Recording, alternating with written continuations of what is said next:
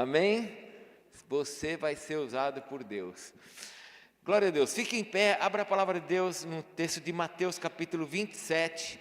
Quero ministrar o seu coração nesta última palavra sobre milagres, sobre esse tempo de milagres, nessa campanha que Deus nos entregou. Nós tivemos 9 ministrações sobre milagres. Abra aí a palavra de Deus em Mateus capítulo 27. Tivemos 9 ministrações e todas as ministrações foram ministrações que envolveram milagres. Começamos com Josué em Jericó, Sadraque, Mesaque e Abednego na fornalha. Depois vimos Davi derrubando Golias, Moisés no Mar Vermelho, Abraão saindo da sua terra. Tivemos o nosso culto de oração, Jesus e a viúva de Naim, a ressurreição daquele jovem. Quinta-feira falamos sobre Pedro andando sobre as águas. E hoje eu quero falar sobre a ressurreição de Jesus Cristo. Diz assim a palavra de Deus, todos estão aí com a sua Bíblia aberta? Se você vê alguém que está sem Bíblia, compartilhe a tua Bíblia com quem está sem Bíblia. Nós vamos ler a partir do versículo 62. Diz assim a palavra de Deus. No dia seguinte, que é o dia depois da preparação, reuniram-se os principais sacerdotes e os fariseus e dirigiram-se a Pilatos e disseram-lhe: Senhor, lembramo-nos de que aquele embusteiro, enquanto vivia, disse: depois de 3 dias ressuscitarei. Ordena, pois, que o sepulcro seja guardado com segurança até o 3º dia, para não suceder que, vindo os discípulos, o roubem e depois digam ao povo: ressuscitou dos mortos. E será o último embuste pior do que o primeiro. Disse-lhes Pilatos: aí tendes uma escolta, ide e guardai o sepulcro, como bem vos parecer. Indo eles, montaram guarda ao sepulcro, selando a pedra e deixando ali a escolta.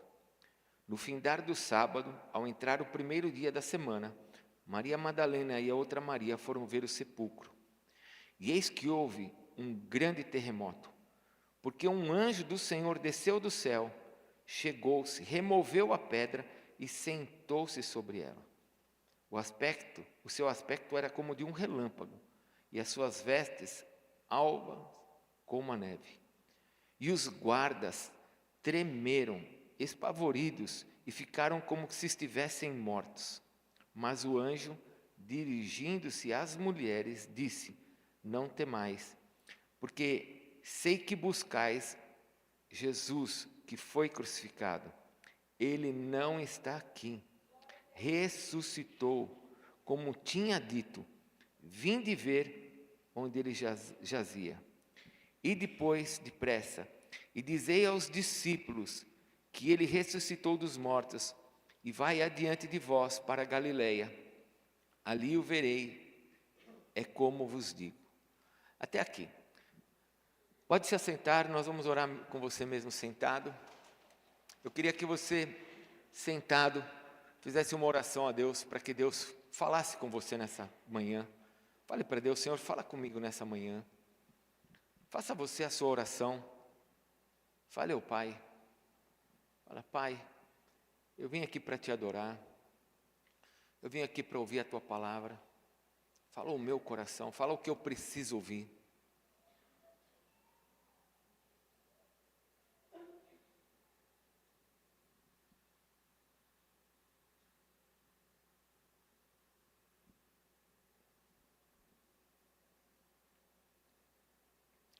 Fale para Deus. Fale: Senhor, se tem alguma coisa no meu coração que pode impedir a tua palavra de chegar até o meu coração, tira isso, Senhor. Abre o meu coração. Faça essa oração. Fale: Senhor, em nome de Jesus, se tem alguma coisa no meu coração que vai impedir a tua palavra de chegar, arranca isso do meu coração agora. Fale para Deus: toda perturbação da minha alma saia. Toda angústia do meu coração saia.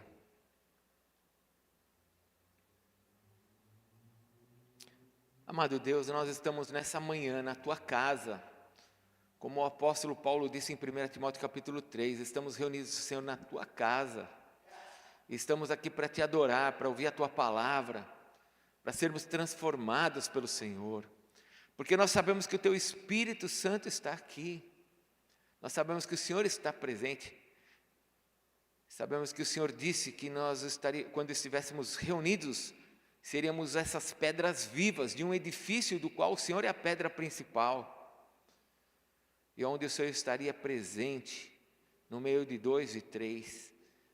Ó Senhor, manifesta o Teu poder nessa manhã sobre nós. Aumenta, Senhor, o nosso conhecimento da verdade, porque o Senhor é a verdade. Aumenta o nosso entendimento do que o Senhor tem para a nossa vida e para a nossa geração, Senhor. Porque nós entendemos que o Senhor nos plantou neste tempo, para este tempo, que nós não estamos fora do tempo. O Senhor sabe da importância da nossa vida e nós queremos entender essa importância para fazermos a Tua vontade. Abençoa-nos, ó Deus, e conta conosco, Senhor. Você pode falar isso para Deus? Pode falar para o Senhor? Conta comigo, Senhor. Eu estou aqui, me usa, Senhor.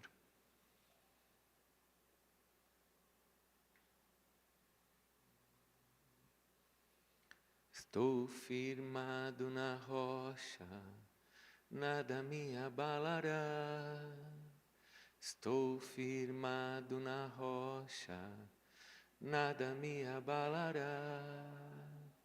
Estou firmado na rocha, nada me abalará. Estou firmado na rocha, nada me abalará.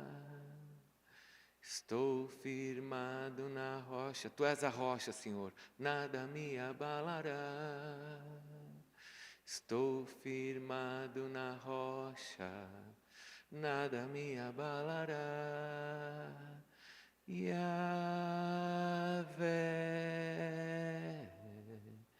tens meu coração. Yahvé, és minha canção. Jesus, tens meu coração. Yahvé,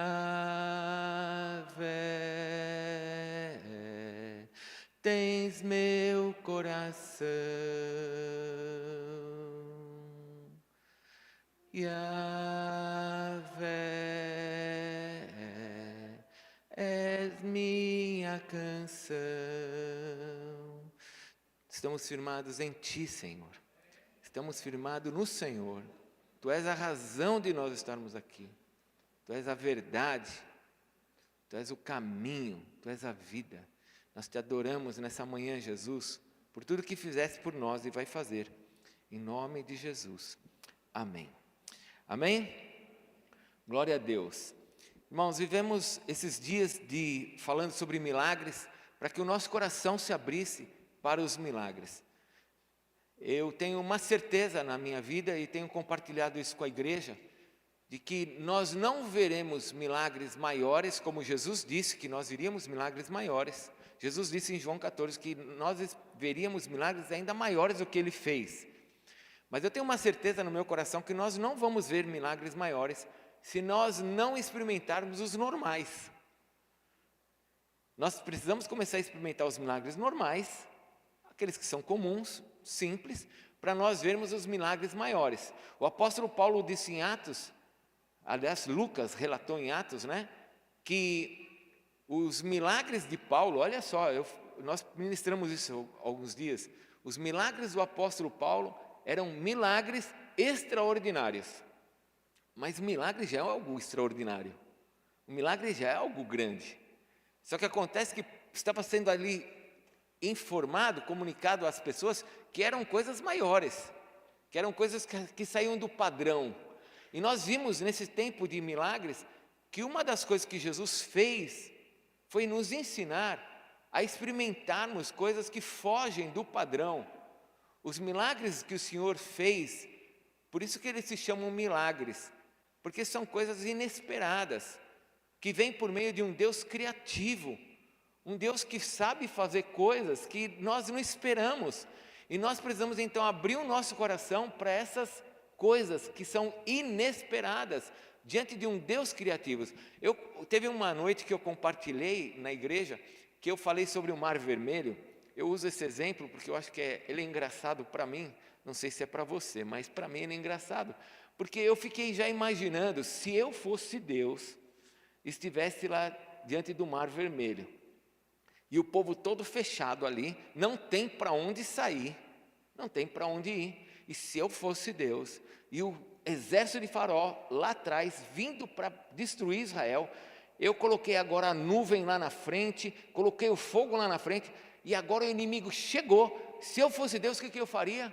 Eu levantaria, falaria para Moisés, Moisés, levanta a vara, cairia todo mundo morto lá. Aí o povo de Israel ia falar, esse Deus é tremendo, né? E todo mundo cairia morto. Mas o nosso Deus é tão criativo, que Ele fez completamente diferente de qualquer ser humano podia imaginar. Ele falou o seguinte, vocês vão atravessar o mar, abriu um mar, gente, abriu um mar e fez as pessoas passarem em terra seca. Isso é um absurdo, nem Spielberg poderia pensar num negócio desse, né? Só Deus para fazer um negócio desse. Os milagres de Deus são milagres extraordinários.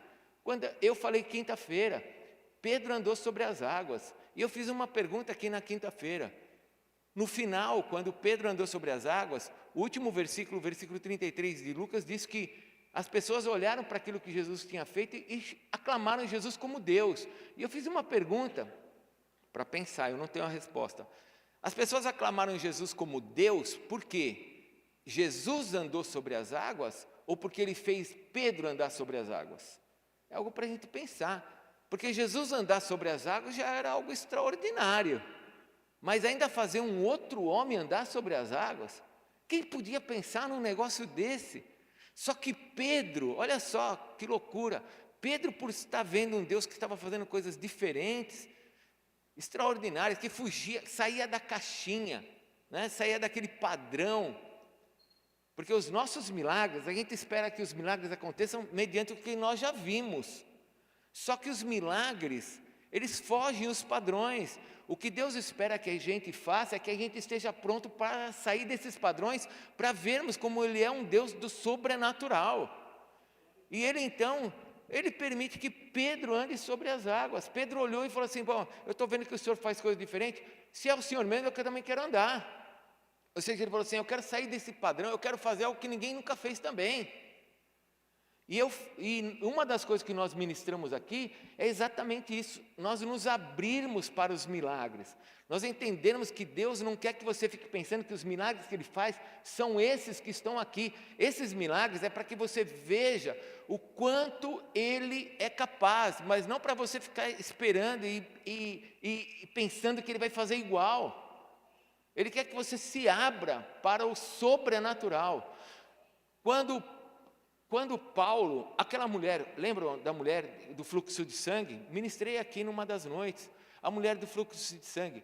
Ela olhou para Jesus, ela viu Jesus ali, o que ela falou? Eu vou lá e vou tocar na orla do seu manto.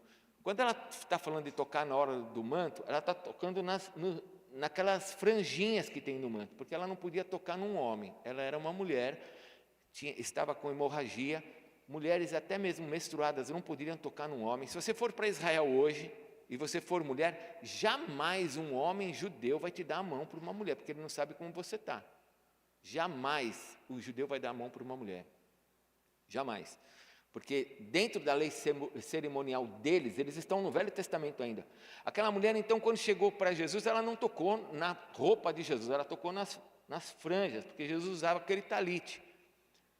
Agora eu quero te fazer uma pergunta. Ela foi lá e tocou em Jesus. Quem disse para aquela mulher que se ela tocasse em Jesus, ela seria curada? Aonde está escrito na Bíblia que se alguém tocar na roupa de uma pessoa, a pessoa vai ser curada? Ela também entendeu que Ele, por ser um Deus Todo-Poderoso, ela poderia criar algo ali para que a cura viesse sobre ela. E isso foi se estabelecendo em todo o Novo Testamento. Todo o Novo Testamento. as pessoas viram que Pedro fazia aquele caminho. Começaram a ver Pedro passando ali. Elas olharam e falaram assim: Pedro passa por aqui toda vez que ele vai no templo. Vamos colocar os doentes aqui. Começaram a colocar os doentes. A sombra de Pedro passava e curava. Quem disse que uma sombra cura? Aonde é que eles leram na Bíblia que uma sombra cura? Onde está escrito que uma sombra vai curar? Mas eles entenderam que Deus não está numa caixinha, que eles olhando para aquela situação, eles olharam assim: eu estou vendo, Pedro está passando, eu vou colocar alguém aqui, fica aqui, ó, a sombra dele vai te curar. E a sombra curou. Agora vamos lá, nós somos inteligentes. Fala para o teu irmão: você é uma pessoa inteligente. Dá um sorriso, senão ela não vai acreditar. Fala, dá um sorriso, fala: você é uma pessoa inteligente. Você sabe que uma sombra não cura, não é verdade? Sim ou não? Você sabe que não cura. O que estava ali acontecendo? A pessoa estava aberta para isso, ela estava aberta para o milagre. Isso foi crescendo. Aí outros falaram: gente, a sombra de Pedro estava curando. Aí o outro falou assim: então, se eu pegar um pedacinho de pano lá de Paulo, eu vou levar para o meu parente que está doente, ele vai ser curado também. Aonde está escrito que pegar um pedaço de pano, um lenço, e você levar para alguém que vai ser curado? Onde está escrito isso? Mas a fé, o entendimento de um Deus que está fora de uma caixa, mas que está aí para fazer milagres para nós, esse entendimento tem que fazer parte da nossa vida. Isso tem que fazer parte do nosso caminhar. Porque milagres não é só olhar e falar assim: esse tumor tem que sair. Milagres não é só olhar e falar assim: essa coluna, essa vértebra tem que ser curada.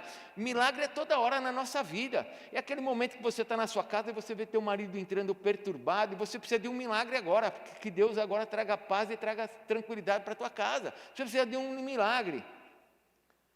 Você vê o teu marido chegando em casa angustiado porque ele está sendo ameaçado, ou está sendo molestado nos trabalhos, está sendo ameaçado de ser mandado embora. Você precisa de um milagre, você precisa orar por ele agora para que ele tenha paz e para que as coisas parem lá.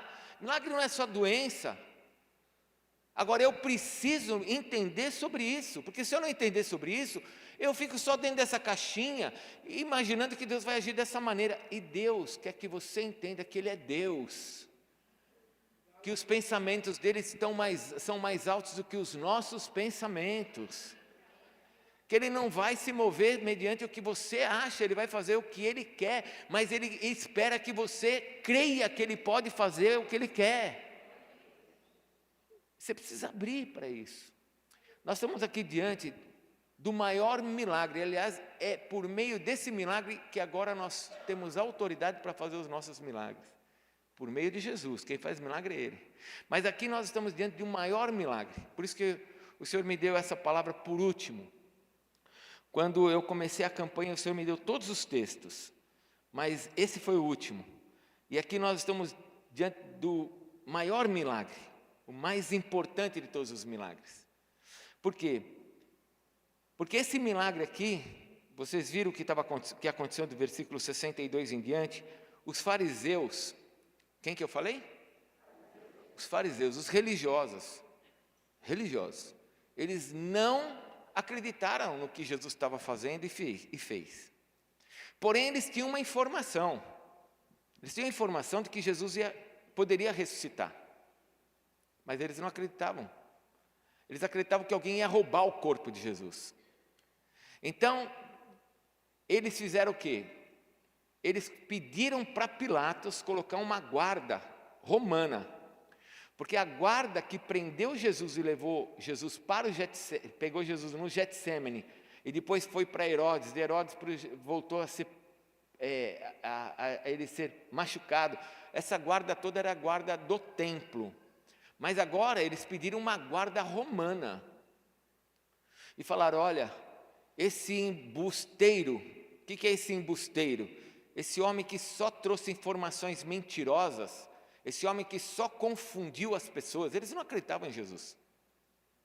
Esse embusteiro, esse homem que só traz informações erradas, ele disse que vai ressuscitar e alguém vai roubar o corpo dele. Então, por favor, coloca uma guarda lá. Pilatos olhou e falou assim: pode ir lá, vai lá, coloca a guarda lá. Foi lá e colocaram a guarda. E aí Pilatos vai e ainda mandou selar a pedra. Mandou o quê? Colocou guardas e mandou selar a pedra. O selo, naquela época, irmãos, era um símbolo de autoridade. Ninguém podia mexer naquilo. Ninguém. Se alguém mexesse, seria morto. Lembra quando Daniel foi jogado dentro da cova dos leões? Ele foi jogado dentro da cova dos leões e o rei Dario mandou colocar uma pedra sobre a boca. E ele selou a pedra. O selo é aquele selo antigo que era marcado como, que marcava na água, impresso como... Os romanos era com parafina, com cera, mas era aquele impresso assim que você olha e fala assim, você vê estampado, né? Como um boi é estampado com ferro, né? Quente, mas era com parafina, com cera. Então o selo ficava do rei. Quem olhava aquele selo falava, não mexe que você vai morrer. Então ali tinha uma guarda e tinha um selo, e ninguém podia mexer. Os fariseus, os religiosos, não acreditavam que Jesus era Deus e que Ele era Ele que operava os milagres. Eles estavam atribuindo tudo aquilo aos demônios. Por isso que em Mateus capítulo 12, Jesus foi rejeitado e foi dito que Ele era o maioral dos demônios. E eles então prepararam uma estratégia para ninguém roubar o corpo de Jesus. Só que Jesus desapareceu dali. Jesus ressuscitou. E o que eles fizeram? Eles olharam e falaram assim, uau, o corpo de Jesus sumiu. Será que Ele ressuscitou mesmo? Vamos ver se é verdade. Foi isso que eles fizeram? Não, se você for ler os outros evangelhos, vocês vão ver que quando uma pessoa é religiosa, irmãos, ele está preso na sua religião, ele não consegue enxergar a verdade. Jesus disse que aquele que tinha olhos não enxergaria, porque eles eram religiosos. E agora, Jesus ressuscitou, o corpo não estava ali, houve um terremoto, a pedra rolou. E eles, em vez de investigarem para ver se era verdade, deixa eu falar uma coisa para você, se você tem dúvidas quanto ao cristianismo, quanto às coisas que às vezes você escuta aqui, é normal ter dúvida, não é problema ter dúvida. A questão é que você tem que investigar a verdade, você tem que ir atrás da verdade. A verdade é Jesus, Ele vai te mostrar. Não há nenhum problema em não saber e não ter conhecimento, não há problema. A questão é quanto nós queremos saber da verdade. Isso que é importante, é saber a verdade. Eles viram que o corpo sumiu, então o que eles fizeram? Fizeram uma fake news. Chamaram os guardas, subornaram os guardas, deram dinheiro para os guardas, isso está em outro texto, e falaram para os guardas, quando alguém perguntar do corpo, vocês vão falar que roubaram o corpo. E se mantiveram nas suas mentiras. Se mantiveram naquilo que eles não compreendiam. Porém, existem coisas lindas aqui, porque a ressurreição, o milagre da ressurreição, apontam para 3 coisas lindas. A primeira, que eu vou ser muito rápida, aponta para o fundamento do cristianismo. Eu não sei se você sabe, mas é por causa da ressurreição de Cristo que o cristianismo existe. O apóstolo Paulo fala lá em 1 Coríntios capítulo 15, que se Cristo não ressuscitou, é vã a nossa pregação e vã a nossa fé. Sabe por que você tem fé em Jesus? Porque Cristo ressuscitou. Talvez você não saiba disso, não tenha sido informado. Mas a nossa fé, ela vem de Cristo que ressuscitou ao 3º dia. Este é um milagre. O milagre de ter estabelecido, não uma religião, mas uma fé verdadeira num Deus verdadeiro. Não num Deus mentiroso. Existem vários deuses sobre a terra, mas todos eles têm os seus túmulos. O nosso Deus não tem túmulo. O nosso Deus, o túmulo está vazio. Ele já não tinha. Foi emprestado o túmulo. Sabe por que foi emprestado? Porque ele não ia ter túmulo. Se você for em Jerusalém, no jardim do túmulo, você vai encontrar ali um lugar que não era dele, foi emprestado. Por quê? Porque ele não ficaria lá dentro. E dali vem a nossa fé. Não é a nossa religião. Nós temos que ter uma placa, não tem como ter igreja sem placa. Quando eu abri a Resgate, há 28 anos atrás, a primeira coisa que eu pensei foi, eu não quero ter uma placa. Mas não tem como. Como é que você compra uma cadeira sem nota fiscal, sem um CNPJ? Então nós tivemos que ter. Mas não é uma placa, não estamos falando de placa, estamos falando da nossa fé. A tua fé, ela está estabelecida na ressurreição de Cristo. Buda morreu e continua morto. Allan Kardec morreu, Chico Xavier morreu, Confúcio morreu, todos morreram e estão ali. Maomé morreu, todos têm seus túmulos, menos Jesus, o nosso Deus ressuscitou. Ele é a razão da nossa fé. Você pode aplaudir Ele, pode glorificar a Ele. Ele é a razão da nossa fé. É o maior milagre, um milagre que ninguém consegue destruir. Quando começou aquela música a cantar na igreja, né? Da igreja, que ninguém pode impedir a igreja. Ninguém pode parar a igreja. A Adriana falou assim, eu não gostei dessa música. Eu falei, eu amei. Porque é a maior verdade, irmãos.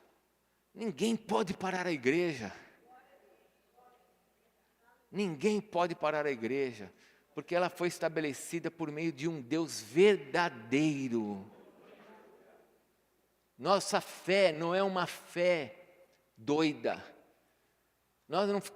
Tem gente que acredita em disco voador, tem gente que acredita em marciano, tem gente que acredita que quando morrer vai virar uma barata ou inseto, alguma coisa. Tem gente que acredita em cada coisa doida.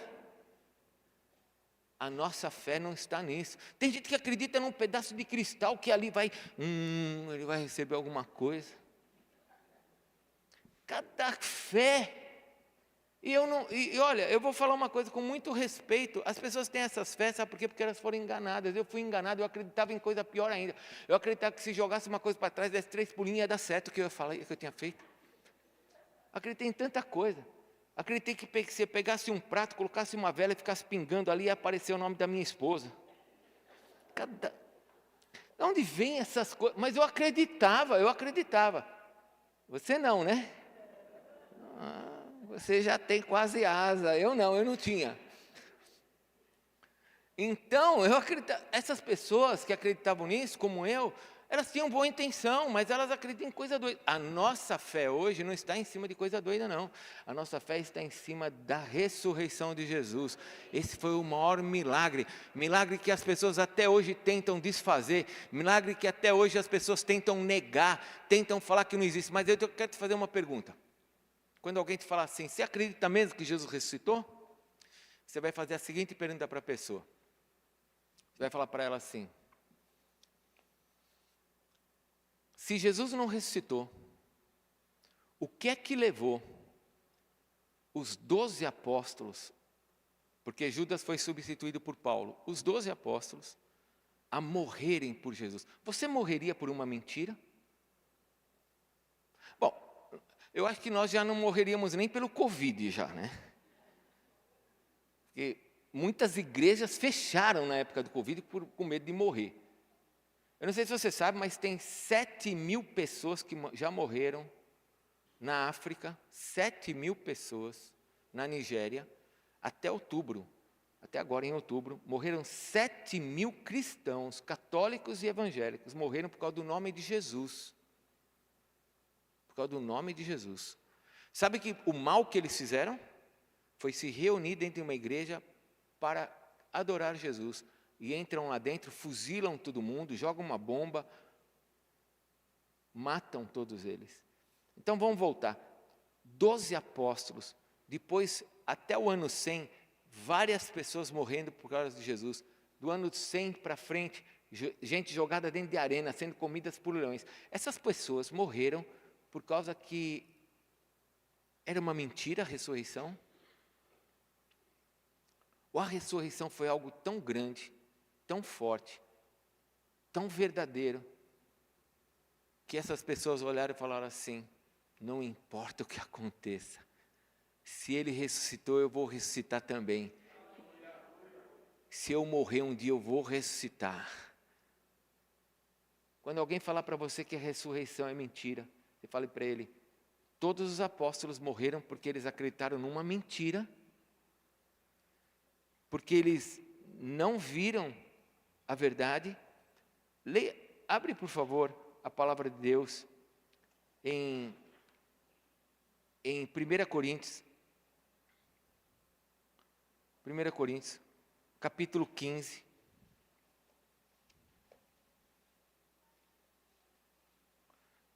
Versículo 4. Eu não vou abrir. Abre aqui para mim, por favor, alguém aí do telão. 1 Coríntios, capítulo 15, versículo 4. E que foi sepultado e ressuscitou ao terceiro dia, segundo as Escrituras, e que apareceu a Pedro, e depois aos 12. Depois foi visto por mais de 500 irmãos, de uma só vez, dos quais a maioria está vivo naquela época, até agora. Porém, alguns já dormem, alguns já morreram. Depois foi visto por Tiago, e mais tarde por todos os apóstolos. Vocês acham que a ressurreição de Jesus foi vista só pelos apóstolos? Por mais de 500 pessoas. Isso se multiplicou ao ponto das pessoas dizerem assim, Ele é Deus. E se eu tiver que morrer, eu morro, porque eu sei que eu vou ressuscitar.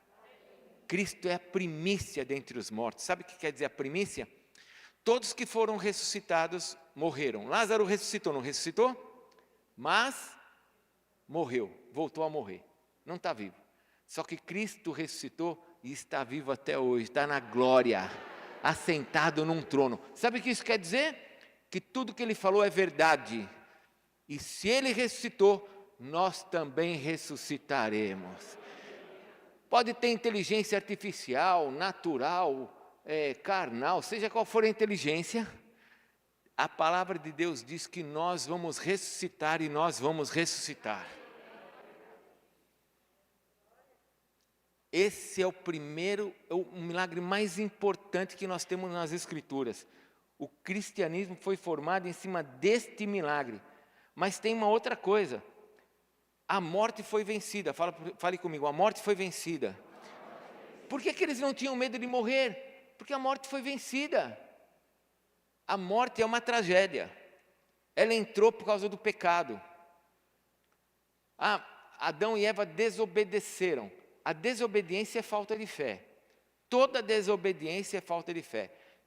A Bíblia diz, não olhe para uma mulher com intenção impura, porque se você orar, você está adulterando. Aí você olha, aí eu desobedeci. Não, você não desobedeceu somente, você não acreditou no que Deus falou, por isso que você fez. Então a falta de fé de Adão e Eva, naquilo que Deus havia falado, trouxe a morte. Só que Jesus veio nos trazer a vida. E a ressurreição de Cristo aponta para isto, para a nossa vida. Jesus disse que aquele que crê em mim tem a vida eterna. Nós temos a vida eterna. A hora que você fechar os olhos, olha para o teu irmão do lado e fala assim, a hora que eu fechar meus olhos, você vai chorar, eu vou rir.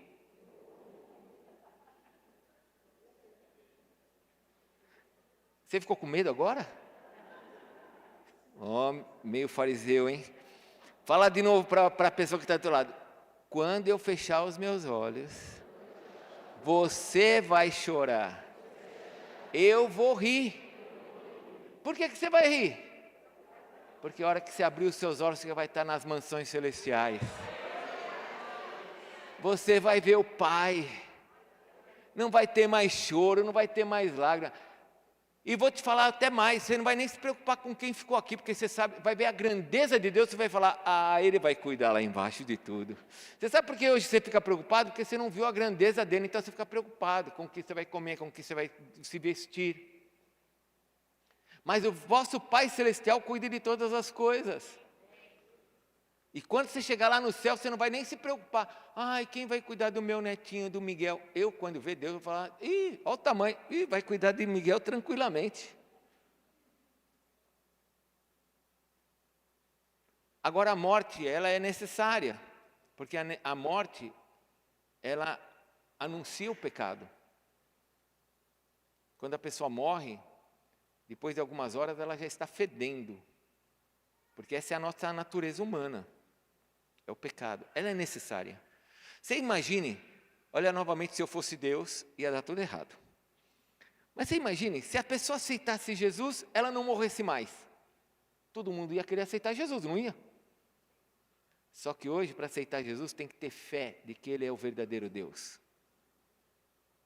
Porque ela vai morrer como todo mundo. A diferença é para onde nós vamos. Uns vão para o céu e outros vão para o inferno. Nós vamos para o céu.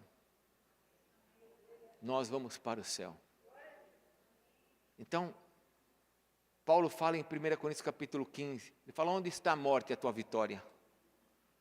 Onde está a morte, o teu aguilhão? Aguilhão é aquela vara que cutuca, que fere, que machuca. Quando nós não tínhamos Jesus, nós éramos feridos pela morte. A morte era uma tragédia. Nós não tínhamos saída.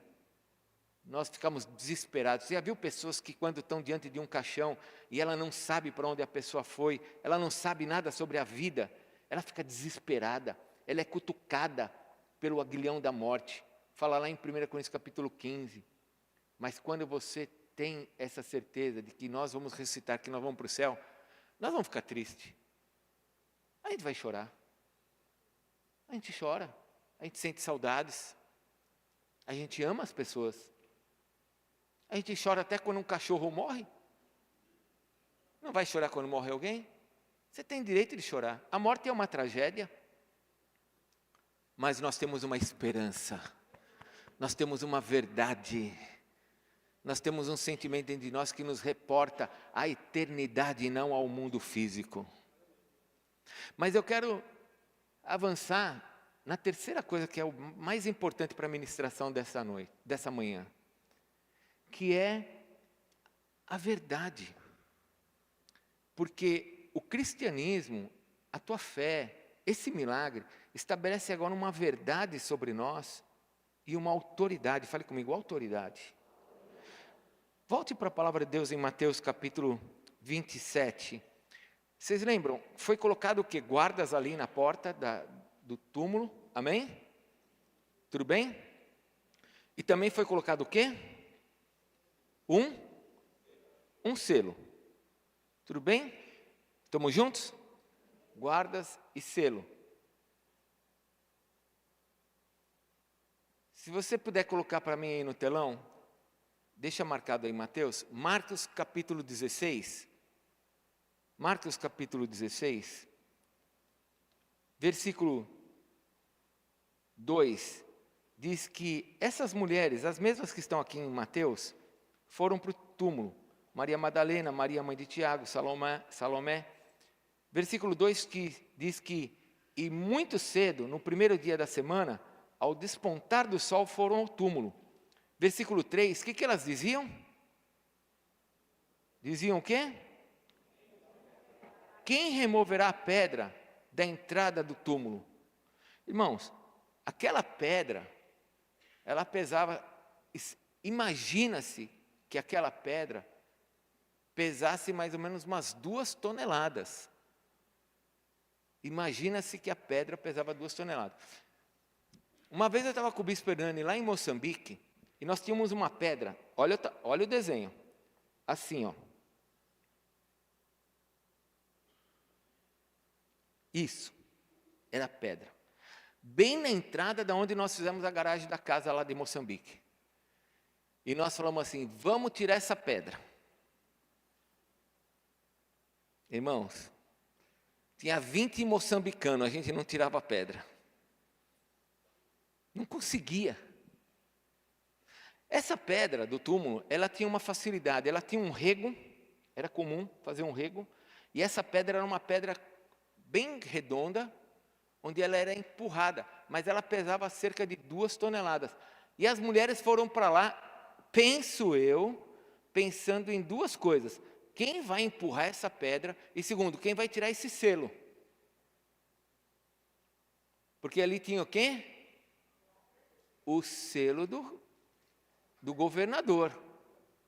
Pilatos colocou o selo dele, ninguém mexe nisso. Então, olha só. Quando elas chegaram lá, tinha tido um terremoto. Deixa eu falar uma coisa. eu respeito a sua inteligência, eu sei que você é uma pessoa inteligente. Você sabe que Jesus não precisava tirar pedra para sair, né? Sabe, né? Ele saiu mesmo, ele não saiu porque tiraram pedra. Jesus já atravessava as paredes nessa época. Quando ele ressuscitou, ele chegou na casa dos discípulos ali, eles estavam todos reunidos, Jesus entrou pela parede. Tudo bem? Jesus não precisava que a pedra saísse. Fala para o teu irmão, a pedra não saiu por causa de Jesus. A pedra saiu por causa sua. Amém? Então vamos voltar lá para a pedra, já que você já sabia disso. Quando elas chegaram lá, houve o quê? Um terremoto. Só que a Bíblia nos traz uma informação. A informação é que o anjo sentou em cima da pedra. Sim ou não? Você está em Mateus aí, capítulo 28, não é? Mateus capítulo 28, o anjo está em cima da pedra. O que isso quer dizer? Isso quer dizer o seguinte: quem quebrou esse selo não foi homem. Quem quebrou o selo foi Deus. Quem tem autoridade não é homem, quem tem autoridade é Deus. A pedra ali representa as nossas dificuldades. Mas Deus é um Deus poderoso para remover as nossas dificuldades por meio de milagres. O homem pode colocar pedras no teu caminho. O homem pode colocar pedra diante das coisas para você não atravessar, não chegar onde você tem que chegar. Mas Deus está dando um sinal para nós. A autoridade pertence ao Cristo, ao ungido. Esse é o milagre. O milagre de estabelecer o cristianismo, o milagre de vencer a morte e o milagre de dizer assim, é como se Deus falasse assim: o príncipe desse mundo está julgado e quem manda a partir de agora sou eu através de você. Vá, porque eu estou te dando toda a autoridade, porque eu tenho toda a autoridade no céu e na terra. Vá e façam milagres. Quem tirou o selo? Foi Deus. Quem tem autoridade? É Deus. E a quem ele passou essa autoridade? A todos aqueles que creem. A todos. Toda a autoridade me foi dada, disse Jesus. Ide, portanto, e pregai o evangelho. Vá e provoquem milagres. Expulsem demônios, curem os enfermos. Estabeleça o reino, porque eu tirei a chave da morte das mãos do diabo e agora nós temos a chave da vida para levarmos as pessoas para os céus. Esse é o maior milagre. Tem alguma pedra no teu caminho, na tua vida, que está impedindo você de entrar? Pode falar com o Deus Todo-Poderoso, porque Ele é especialista em remover pedras. Ele não remove pedra para Jesus entrar, Ele remove pedra para nós passarmos. Porque agora com a pedra removida, quem entrou dentro do túmulo foram as mulheres. Depois Pedro e João entraram também. E quando eles entraram, eles viram um milagre. Qual o milagre? Cristo não está morto, Ele está vivo. Não há coisa que Deus não possa fazer na sua vida. Eu gosto muito de um trecho de Provérbios. Provérbios capítulo 21, versículo 30, diz assim, Provérbios 21, 30 diz: não há sabedoria, nem inteligência, nem mesmo conselho contra o Senhor.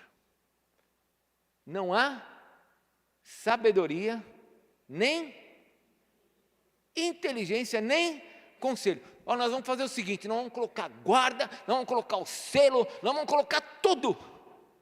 Aí vem o Senhor, um terremotinho, rolou a pedra,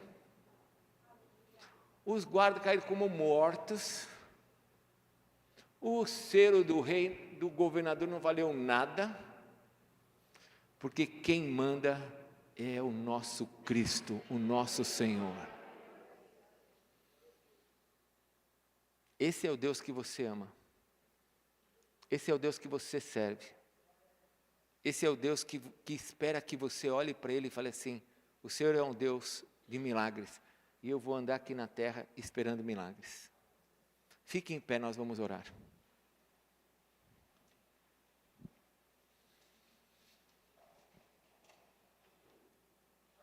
Eu não sei quanto você, mas eu vou falar de mim. Toda hora eu vejo alguém colocando alguma pedra diante de mim, tentando me impedir de avançar ou de acreditar, né? Porque o diabo, eu queria ter um pouco mais de tempo de manhã, mas aqui eu não consigo. Mas eu queria falar para você 3 coisas que impedem o acesso à verdade. Uma delas são as dificuldades que o diabo coloca, as pedras. A outra coisa é a religiosidade, porque a religiosidade, ela faz com que as pessoas achem que elas estão certas. E a terceira coisa é estar debaixo de uma autoridade falsa. Aqueles homens achavam que a autoridade de Pilatos era o suficiente, aquele selo era o suficiente. Estavam debaixo de autoridade falsa. Eu já vi gente dizendo, eu quero te explicar isso, porque eu falando assim, talvez você não entenda, mas eu já vi gente dizendo assim: eu não vou para a igreja evangélica porque a minha família toda é dessa religião. Eu já vi gente falando isso. Ela está debaixo de uma autoridade falsa. Ela tem que sair debaixo dessa autoridade falsa para passar para a autoridade verdadeira. Não importa o que os outros pensam. Eu não sei se você sabe, mas o apóstolo Paulo, a quem você ama e que nós amamos e olhamos e falamos, ele é um cara, ele foi, com certeza, ele foi renegado, ele foi expulso da sua família quando ele passou a acreditar em Jesus. Assim também como os outros. Então, religiosidade, debaixo de uma autoridade falsa, a verdade não se estabelece. Ainda que você acredite que Jesus ressuscitou, você precisa sair disso. Ontem à noite no Suel eu falei sobre isso. Jonas foi um homem que viu coisas tremendas, mas ele não mudou. Nós precisamos falar para Deus: Senhor, o Senhor é a verdade. O meu cristianismo está em cima da verdade. E eu estou aberto para esses milagres que o Senhor quer fazer. Eu estou debaixo da tua autoridade. Porque foi o Senhor que mandou rolar a pedra. Foi o Senhor que quebrou o selo do rei. E a autoridade agora o Senhor entregou. E eu creio nela. Eu não vou me colocar debaixo da autoridade de homens. Eu vou me colocar debaixo da autoridade do Senhor. Feche seus olhos. Amado Deus, eu quero te agradecer por essa manhã, por nós estarmos aqui reunidos em teu nome. Eu queria chamar aqui para frente os nossos pastores, os nossos líderes, para a gente poder orar por quem vai precisar. Por favor, venham para frente. Diáconos, ministros. Senhor, quero pedir por esse momento, porque o Senhor sabe que nós cremos que o Senhor é aquele que ressuscitou. Nós temos essa certeza. A nossa fé está nisso. Nós sabemos também que o Senhor venceu a morte e que nós temos a vida eterna. É tão gostoso, Senhor, de ouvir isso, que o dia que nossos olhos se fecharem aqui, nós vamos abrir, num piscar de olhos, nós vamos abrir e vamos ver a Tua glória. É uma delícia termos essa certeza, Senhor. Mas, Senhor, nós não queremos ficar somente nisso. Espírito Santo de Deus, nós queremos entender e viver sobre a autoridade que o Senhor tem, de ter rolado a pedra, de ter destruído o selo do homem, o governo do homem, a autoridade de Satanás. Então, Senhor, se alguém aqui tem impedimentos em suas vidas, se alguém aqui, Senhor, está vivendo um tempo difícil, ao ponto de estar com medo, Senhor, está com medo de avançar, está com medo do que pode acontecer, por causa da autoridade de alguém, ameaças de chefes, ameaça de governos, ameaça da economia, ameaça de jornalistas, ameaça daquilo que nós lemos. Se alguém está com medo dessas coisas, o medo de não poder ter um filho, o medo de não casar, o medo de tantas coisas, Senhor, a autoridade está nas Tuas mãos e o Senhor nos conferiu essa autoridade. Nós queremos nessa manhã declarar que nós cremos no Teu milagre e que o Senhor vai fazer milagres nas nossas vidas. Nós estamos abertos para os milagres extraordinários. Abençoa-nos, ó Deus. Senhor, se alguém precisa nesta manhã da unção do Teu Espírito, porque a unção é o Teu Espírito, para quebrar qualquer jugo, eu peço que o Senhor, por misericórdia e graça, faça isso agora, Pai, pois essa é a nossa fé. Se você precisa que alguém coloque a mão sobre a tua cabeça para quebrar qualquer jugo, qualquer selo que tenha sido colocado sobre a tua vida, vem aqui para frente que nós vamos orar por você, para que venha um tempo de bênção sobre você. Você precisa que alguém ore, vem para frente. Amado Deus, eu quero pedir pelos meus irmãos que estão aqui na frente, que estão vindo para frente, Senhor, qualquer selo que tenha sido colocado sobre a vida deles, qualquer pedra que esteja diante deles, qualquer autoridade que tenha sido colocada, eu peço que o Senhor quebre essas autoridades do passado, de religiosidades, de coisas, ó Deus, que possam estar impedindo os teus filhos de olharem para frente e de acreditarem que o Senhor tem o melhor para eles. Espírito de Deus, eu peço que o Senhor sopre com poder agora sobre toda a igreja, sobre os que estão aqui na frente e sobre os que não vão vir para cá.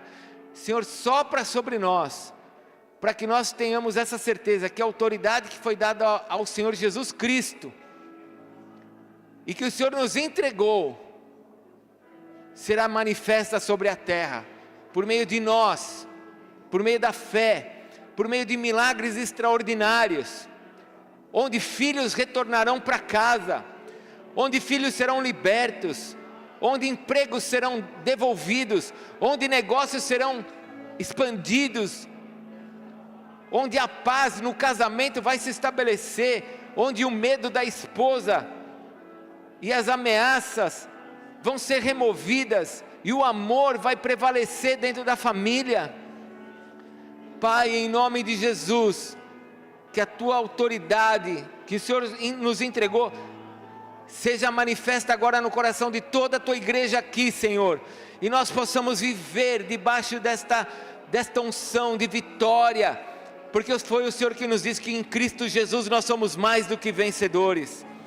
Estabelece a Tua bênção sobre eles, sopra o Teu vento sobre nós nesta manhã, Senhor, enche-nos com a Tua unção, enche-nos com a Tua provisão, porque o Senhor é o Deus que nos ama, o Senhor é o Deus que habita em nós, o Senhor é o Deus que faz infinitamente mais do que tudo quanto pedimos ou pensamos, segundo o Teu poder que opera em nós, Senhor. Bendito é Teu nome eternamente. Obrigado porque o Senhor nos deu uma fé genuína, obrigado porque a nossa fé não é uma fé abstrata, pelo contrário, Senhor, nossa fé é uma fé genuína, na verdade, uma verdade que foi provada por meio, ó Deus, da faca, das espadas, e que permanece até hoje, porque é a verdade. O Senhor vive, o Senhor vive. Ó Deus, enche-nos dessa certeza, enche-nos dessa graça de autoridade, para podermos abençoar os nossos filhos, a nossa casa, o emprego, o Teu trabalho. Ó Deus, ajuda-nos. Obrigado, Pai, obrigado por essa manhã, obrigado por essa reunião, obrigado por estarmos juntos, obrigado por esse tempo de campanha, onde ouvimos tantas palavras, onde o Senhor fortaleceu a nossa fé, e alargou as nossas estacas, para estarmos ainda mais preparados, para vermos milagres ainda maiores, Senhor. Queremos milagres maiores, Senhor. Faz a Tua obra, Senhor. Muito obrigado, Espírito Santo de Deus, porque o Senhor veio para confirmar tudo isso em nós, para nos convencer dessa verdade. Espírito Santo de Deus, nós Te adoramos, nós Te agradecemos. Unge cada um aqui nesta manhã, Senhor, unge cada um que está aqui nesta manhã, Espírito Santo de Deus. Meu irmão, você pode abrir as suas mãos e falar isso para Deus: derrama sobre mim a Tua unção, Senhor, me reveste nesta manhã, Senhor, com esta verdade que eu ouvi, me reveste, Senhor.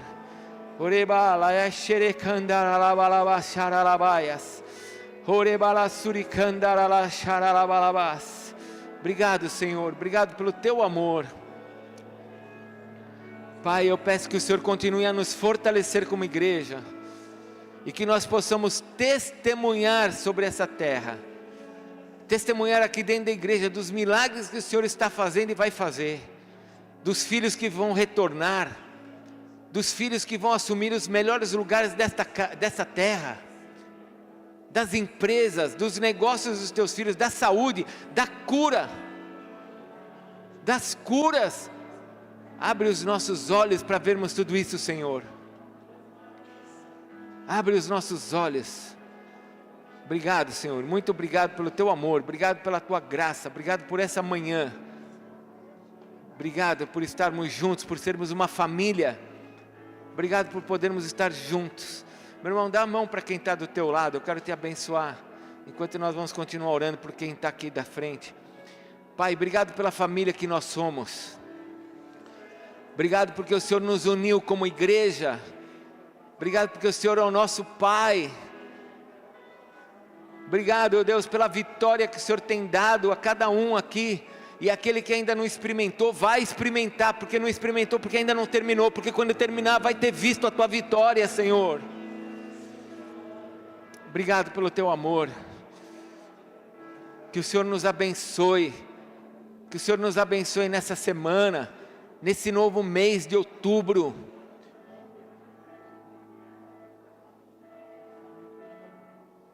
mês que foi consagrado no final dele para as bruxas, mas mês onde nós declaramos que a autoridade está no Senhor, e quem governará na nossa casa, na nossa família, na nossa mente é o Senhor. Então abençoe esse mês, Senhor, e todo pacto que tenha sido feito nessa terra, com a bruxaria, com a feitiçaria, que nada disso chegue sobre a nossa casa. Nós declaramos que a nossa casa serve ao Senhor, e que na autoridade de Jesus nós não aceitamos nenhuma influência do inferno sobre a nossa casa, sobre os negócios, sobre o nosso corpo. Que o Senhor Deus te acompanhe, que o Senhor Deus te abençoe, que o Senhor Deus te faça prosperar, que o Senhor Deus esteja com você a cada momento da tua vida, e a Ele, a Jesus que está sentado no trono, aquele que venceu a morte e que nos deu a vitória, a Ele seja a honra, a glória e o poder para todos sempre, amém. Senhor, vai na paz, Deus te abençoe, pode aplaudir o Senhor, porque Ele é digno, toda a glória a teu nome, Senhor, aleluia. Se nós temos que orar por algo que nós não oramos, e você precisa que a gente ore, vem aqui para frente, aproveita o momento que nós vamos orar por você. Do contrário, um bom domingo, cuidado com a macarronada, e tenha um almoço delicioso com a sua família, nesse primeiro dia da semana, você tem um almoço delicioso com a sua família, vai na paz.